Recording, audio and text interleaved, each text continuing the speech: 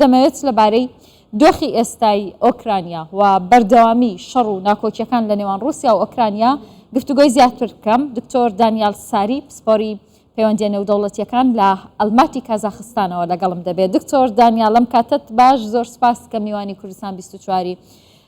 دکتۆر چی لەو دۆخەی ئێستا دەخوێننەوە؟ ینی بەرەو پێشچوونەکان چۆنن؟ بە ئاراستەی نزیک بوونەوە لە کۆتایی جەنگ یاخود پێت وایە بەوەی کە رووسیا دەیکا هێرش ئاسمانیەکانی زیاتر کردووە هاوکاریەکانی ئەوروپا بۆ ئۆکرانیا زیاتر بوون، ینی جەنگەکە بەردەوامی دەبێت بەتایبەت کە ئێستا ینی رووسیا و ئەمریکا هێرش دەکەنە سەر یەکتر.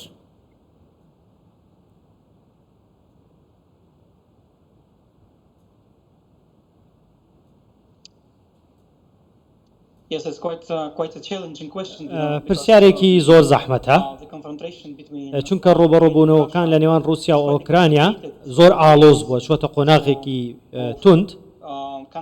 هەردوو لا ئێستا پاڵپشتیکاریان هەیە و ئەم پەیوەندیانە خراپتر دەبن، بەڕاستی بەرەو خراپتی دەچێ و کاریگەری کردوتە سەرێمەش لێرە لە کازاخستان و سزاکان لە بەرامبەر بە رووسیا کاریگەریان هەیە و ڕنگدانەوەیان هەبووە لەسەر ئابووری کازاخستان لەسەر هەموو جیهانیش بە دڵنیاییەوە.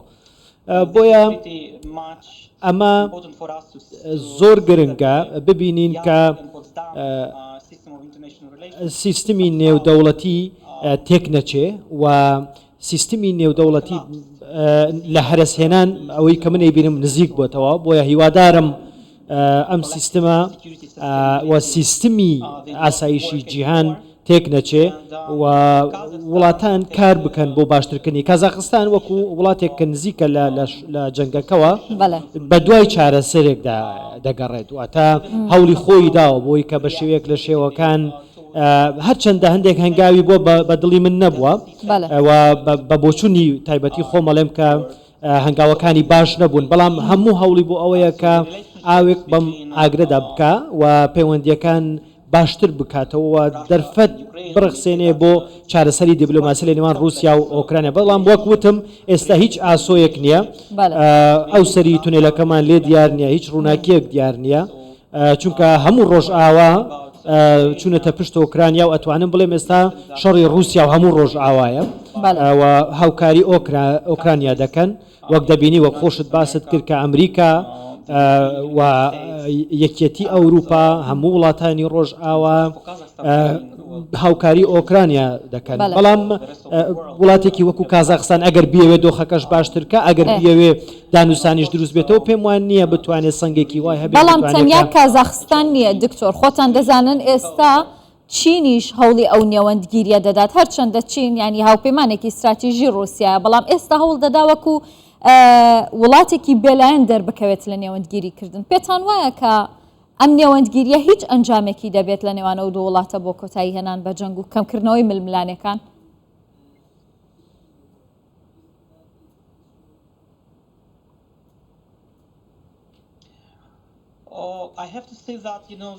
دەبێ ئەوە بڵێم کە کەم زۆر یا زۆر ناکەم ئێمە ئێستا لە جیهانێکدان خەریکە بەرەو فرە جەمسەریە ڕوە.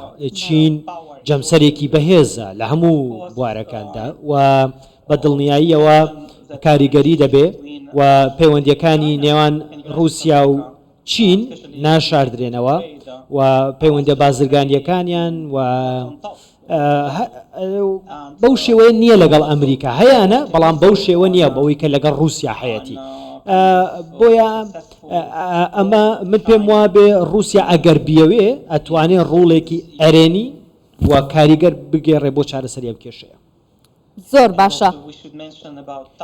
و دەبێت باسی تایوانیش بکەین، تایوانیش دیسان کێشەیەکی ئاڵۆزە و ئەمریکا کردوێتە کێشەیەکی ئاڵۆز بۆ. باشە دکتۆر، ینی گوشارەکان لەسەر مۆسکۆ زیاد بوون، ینی ئێستا یەکێتی ئەوروپا ئەمریکا گوشارەکانیان زۆر زیاتر کردو. پێتان وایە ئەمە کاریگەری دەبێت لەسەر هێورکردنەوەی دۆخەکە یاخود بەو شێوەی ئێستا کە ساڵێک و چەند مانگە بەردەوامە هەر بەردەوام دەبێت؟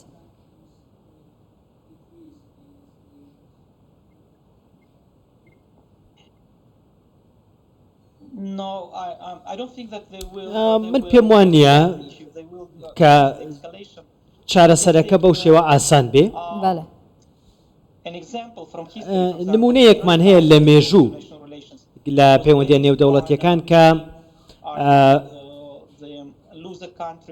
کە وڵاتانی دۆڕاو